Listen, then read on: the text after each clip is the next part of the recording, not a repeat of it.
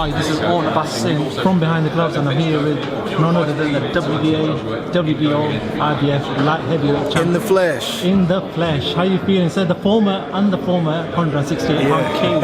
How you feeling? So how's London? How's everything for yourself? I'm good. I'm good. I'm happy to be here. Happy to be back. When did you get down? Have you had any jet lag? Oh yeah, man. I literally got no sleep last night. Okay. I've been up all night in my room, ordering room service, watching YouTube videos, watching TV, you name it, everything but sleeping. So I'm a little tired right now, but you know, it takes me normally about a week to kind of get adjusted, and by that time I'm heading back. So it's all good though, man. I'm going around to some gyms, man, spending some time with my fans. I've had some great time here with the media. It's just a different vibe here in the UK than it is in America, man, and I'm digging it. I'm digging it. Obviously, you're here for media commitments. Is that something you want to do after when you retire? Is that something you're looking at and already building a profile for it? Yeah, I mean, I'm really not interested in getting and staying around the sport, you know, from a business standpoint. You know, but commentating, the media side, that's something that intrigues me. It's something that you know, I've done in the past, something that I do currently, and it's something that I love. I mean, I got the best seat in the house, you know, talking about a sport that I know and love, and not just the night of the fight, but the preparation, learning about the fighters, you know, trying to pull out some nuggets and some different things that maybe, you know, people don't know to make the telecast more interesting. So yeah, of course, I want to continue to do it now, and obviously when I'm done boxing. So Andre, the last time you were in a fight was against Kovalev. Great fight, obviously very opinionated you've got, but what's the latest with the rematch? You know, I know there's been a lot of media talk, but we've not actually got any sort of confirmation of what's going on from your side or their side. What's the latest with the talks? I'm just waiting on the offer to be made, you know, from my team. So, you know, I think that should be coming soon, and then, you know, we'll take it from there. At the end of the day, you know, it's just funny, man. It's funny how, you know, how these guys talk, you know, and specifically Kovalev about himself. You know, he doesn't have a real sense of himself. You know, he thinks that, you know, I mean, I think the guy hears, you know, like theme music or something when he walks in a room. Like, he thinks that there's something about him that's scary and intimidating, and I think that I showed in the fight that I can take his best shot and press him.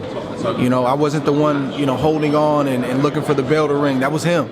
So, you know, a rematch has nothing to do with him. It's about the situation being right. And I know people don't like to hear that, you know, about the business side, but, you know, I'm not in this sport to leave this sport, you know, without having what I'm supposed to have on every end. So we'll see how it goes, you know, and I think what he has to realize is the rematch is going to be a lot different. So I think the rematch should happen. I'm looking forward to it.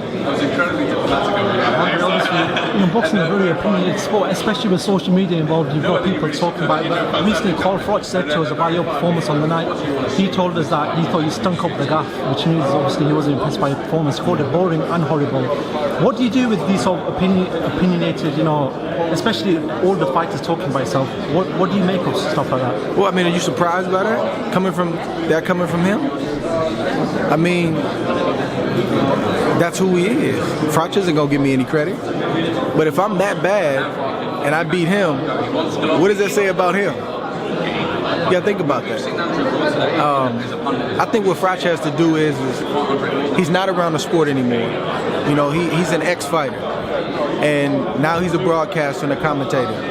So he just needs to focus on broadcasting and commentating. Nobody wants to hear about what he would do if he fought DeGale or if he fought this guy. Nobody wants to hear that. You've had your time. He was a great fighter. I think Froch'S is a Hall of Famer. I respect him. I've never been a fan of the arrogance. But, you know, if he's saying all of those things about me and I'm the guy that beat him, what is that saying about him? You know, you got to realize that, you know, the victory that I have over him is the only one he didn't avenge. That eats away at him. And he's not the type of guy that gives credit where credit is due. He's just not. He never has been. You know, he'll give you, you know, a token compliment here and there, but I don't expect anything else from him. I mean, I'm not surprised at all. I call you the king, the former king of the 168-pound division at the start of this. What do you make of that division? What do you make of the DeGale versus Badu Jack fight and DeGale himself?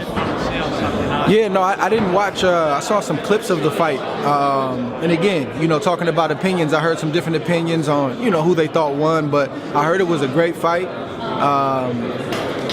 It's interesting to see Badu vacate that quickly. So he must be having trouble making the weight. That's what I've heard. So he's coming up to light heavyweight. And I think that's a good thing. And then as far as DeGale, it'll be interesting to see where he goes from here because, I guess the conventional thinking would be for him to fight him again, Badu again, but I don't think it's going to happen now that he's moved up. What's your opinion on James DeGale as a fighter, though? What do you I think he's a good fighter. I think he's a good fighter. He's obviously a gold medalist. He's got pedigree. He's a champion. So I think he's really good.